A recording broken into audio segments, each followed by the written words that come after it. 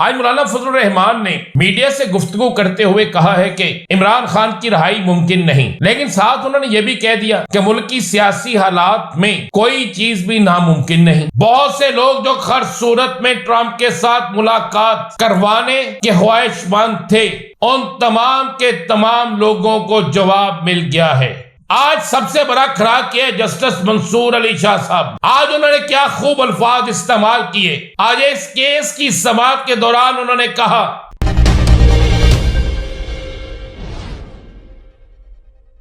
बिस्मिल्लाहिर्रहमानिर्रहीम, वस्सलातु वस्सलामु अलैका या सय्यदी या रसूलल्लाह, अस्सलातु वस्सलामु अलैका या सय्यदी या हबीबल्लाह। तमाम सुनने वालों को अस्सलामु अलैकुम। मैं हूं राना अज़ीम और आप देख रहे हैं Rana Azeem official YouTube channel, Facebook page और टिकटॉक। आज मौलाना फजलुर रहमान ने मीडिया से गुफ्तगू करते हुए कहा है कि इमरान खान की रिहाई मुमकिन नहीं, लेकिन साथ उन्होंने यह भी कह दिया कि मुल्क की सियासी हालात में कोई चीज भी नामुमकिन नहीं।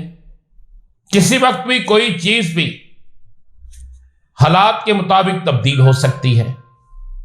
नवाज शरीफ से मुलाकात या लंदन प्लान, इसके हवाले से उन्होंने कहा कि नवाज शरीफ से मुलाकात तय नहीं, लेकिन हो भी सकती है। अब मौलाना फजलुर रहमान ने हर बात को दरमियान में रखकर कर दिया है।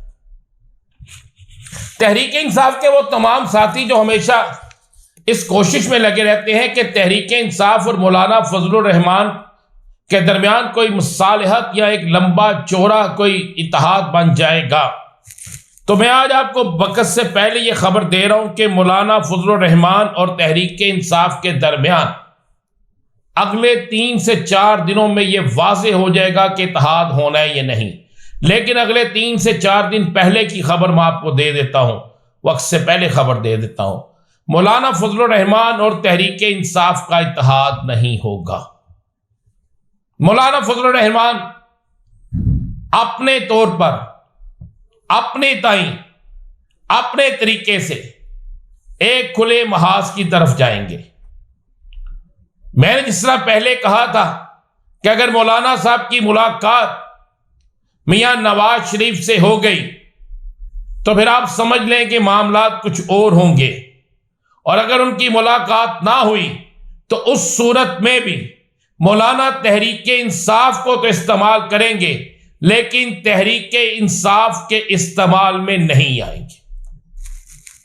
मेरे पास जो इतला है उस इतला के मुताबिक आने वाले चंद दिन जो हैं वो इस लिहाज से बड़े अहम तरीन दिन हैं। क्या आने वाले चंद दिनों में कप्तान की सियासत के उन तमाम चीजों के हवाले से फैसले होने हैं जिसका इंतजार पूरी कौम कर रही है। फाइनल कॉल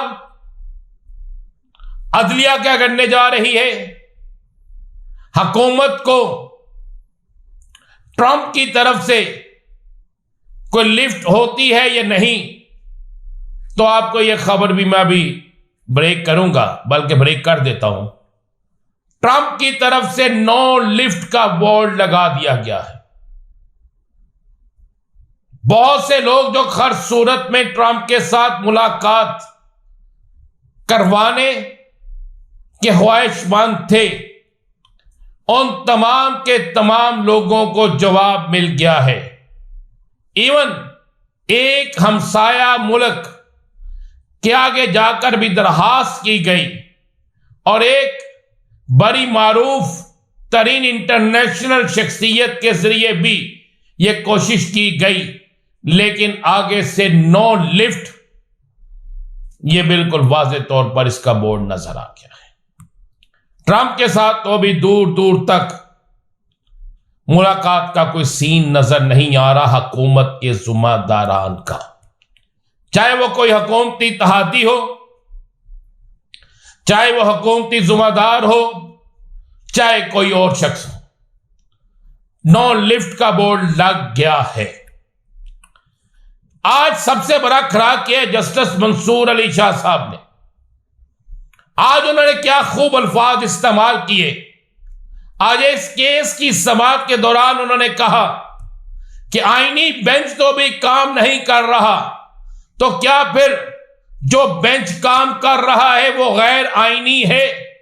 और अगर हम कोई फैसला देंगे, सुनने वाली बात है कि अगर हम कोई फैसला देंगे तो उस पर भी नजर सानी अपील भी हम ही सुनेंगे। अब यह बात तो एक बड़ी क्लियर कर दी जस्टिस मंसूर अली शाह साहब ने।